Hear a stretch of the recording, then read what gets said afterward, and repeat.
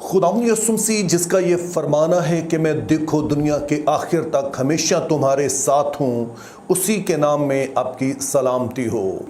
तो अब ये जो नाम है यहोवा यरी, ये पैदाइश 22 बाब में 2 आयात में इस्तेमाल हुआ है। अब ये वो बाब है कि जिसमें खुदा ताला मुक़द्दस अब्राहम को हुक्म देते हैं कि वो अपने बेटे इसहाक को कुर्बान कर दे। अब आप इस स्टोरी से बखूबी वाकिफ़ हैं कि जब मुक़द्दस अब्राहम इसहाक को लेकर जा रहे हैं ताकि उस पहाड़ पर कुर्बानी करे जो खुदा उन्हें दिखाएगा, तो जब रास्ते में है तो मुक़द्दस इसहाक पूछते हैं कि बाबा ये हमारे पास सारा कुछ मौजूद है, लेकिन जिस बर्रे की हमने कुर्बानी करनी है वो कहाँ है। तो पैदाइश 22 बाब और उसकी 8 आयत में मुक़द्दस अब्राहम कहते हैं, जिसको इब्रानी ज़ुबान में अगर कहा जाए तो वो लफ्ज़ था एलोहिम यर्रे। तो अब यहाँ पर 2 बातें अहम हैं। पहले नंबर पर हम देखते हैं कि हम तो उर्दू में या फिर आम इंग्लिश में भी कहते हैं तो हम यहोवा यरी कहते हैं, लेकिन मुक़द्दस अब्राहम ने यहाँ पे एलोहिम यर्रे कहा। तो जब मुक़द्दस अब्राहम ने इसको एलोहिम यर्रे कहा तो फिर हम इसे यहोवा यरी क्यों कहते हैं। और दूसरी बात ये है कि इसका तर्जुमा जो किया गया है कि खुदा मुहैया करेगा, ये भी दिलचस्प है। ये क्यों है ये मैं आगे जाकर बताऊंगा। तो आइए हम पहले वाले मसले को देख लेते हैं कि अगर मुक़द्दस अब्राहम अपने बेटे को जवाब देते हैं कि खुदा मुहैया करेगा यानी एलोहिम यर्रे, तो फिर हम इसको यहोवा यरी क्यों कहते हैं। तो उसके लिए जब हम इस वाली स्टोरी को आगे पढ़ते हैं तो हमें पता चलता है कि उसके बाद खुदा ताला मुक़द्दस अब्राहम को मुहैया कर देते हैं एक बर्रा, और उसे अपने बेटे को कुर्बान नहीं करना पड़ता है। और फिर पैदाइश 22 बाब और उसकी 14 आयत में लिखा है कि मुक़द्दस अब्राहम ने उस पहाड़ का नाम जो है वो यहोवा यरी रखा, जिसका मतलब आगे बताया गया कि इस पहाड़ पर मुहैया किया जाएगा। लेकिन यहाँ पर एक बड़ा अहम सवाल ये पैदा होता है कि अगर मुक़द्दस अब्राहम इसका नाम यहोवा यरी रख रहे हैं, लेकिन यहोवा ने तो अपना नाम जो है वो बाद में ज़ाहिर किया, जैसा कि आप देखते हैं कि जलती झाड़ी में खुदा ने कहा मैं हूँ, यहाँ से ये लफ्ज़ यहोवा निकला है। तो फिर पहले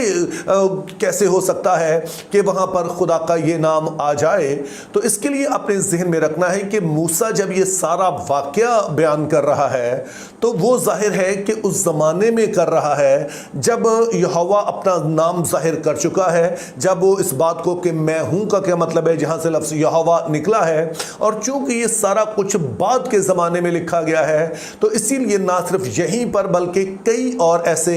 पैदाइश की किताब में वाक़यात मिलेंगे जहाँ पर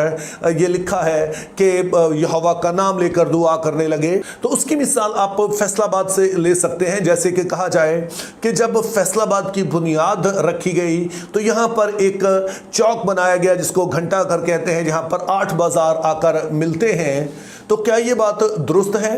अब यस, ये बात तो दुरुस्त है कि जो शहर जिसका आज नाम फैसलाबाद है वहाँ पर ऐसा हुआ, लेकिन जिस ज़माने में ये सब कुछ हुआ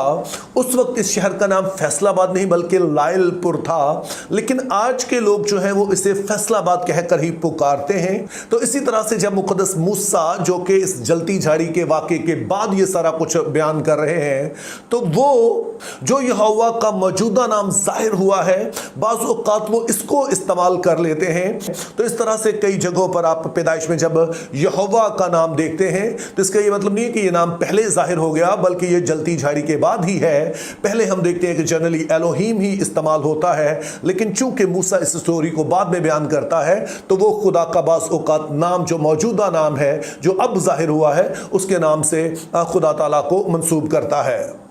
दूसरा हमने कहा कि यहाँ पे जो तर्जुमा किया गया है वो मुहैया करना किया गया है। तो ये दिलचस्प क्यों है? वो इसलिए कि ये वाला जो लफ्ज़ है यर्रे, ये दरअसल निकला है एक और लफ्ज़ से जो कि राआ है, और ये लफ्ज़ अहद अतीक में कुल 1306 दफ़ा इस्तेमाल हुआ। और सिर्फ एक यही मौका है कि जब इसका तर्जुमा किया गया है वो मुहैया करना, मुहैया किया जाना। बाकी सारी जगहों पर जितना भी बाकी इस्तेमाल है, यानी कि आप समझिए कि ये वाला लफ्ज़ जो है रा, ये हर जगह इसका एक ही तर्जुमा बनता है और वो है देखना। तो इस तरह से जब मुक़द्दस इब्राहिम ने कहा एलोहीम यर्रे, तो इसका जो लफ्ज़ी तर्जुमा बनता है वो ये है कि खुदा खुद ही देख लेगा। और ये बात इसलिए भी दिलचस्प है चूंकि हम पैदाइश की किताब में एक और बड़ा अहम वाक़या देखते हैं जो कि पैदाइश 16 बाब में दर्ज है। और वहाँ पर हम देखते हैं कि जब मुक़द्दस अब्राहम सारा के कहने पर से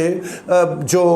हाजरा है उसके साथ शादी कर लेते हैं ताकि उनकी औलाद आगे चल सके, और उसके बाद जो हाजरा है वो उम्मीद से हो जाती हैं, तो हमें बताया गया कि उसके बाद वो अपनी मालकिन को हकीर जानने लगती हैं, जिसके सबब से जो सारा है उन पर सख्ती करती हैं और फिर हाजरा वहाँ से भाग जाती है, लेकिन वो बेअबान में जाती है और वहाँ पर वो भटक रही है, उसे मालूम नहीं कि अब आगे किधर को जाना है। तो वहाँ पर एक फरिश्ता उस पर ज़ाहिर होता है और उससे बातचीत करता है, उसके साथ वादा करता है और उससे कहता है कि तू वापस अपनी मालकिन के पास